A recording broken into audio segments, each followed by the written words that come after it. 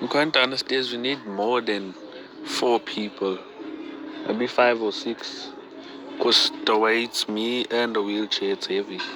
Last time I almost went down one way, I almost fell off the wheelchair. I am scared of falling because if I fall, injuring my neck will be very fatal because I was just informed recently that my main membrane that slits snaps, I can die.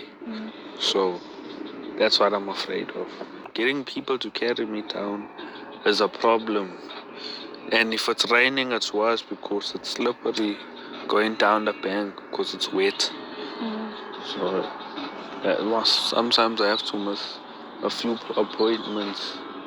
Like this month, I never go. And the month before that, I never go for my physio because I'm supposed to get a new wheelchair.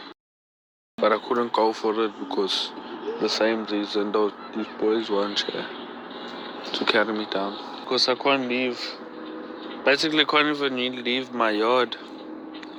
I can't go out because of the position I'm in.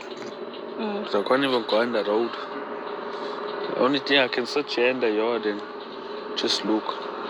But going out is a problem. I'm hoping the year will open up a way when someone can come and just fight for us. Especially for him. That's the main thing.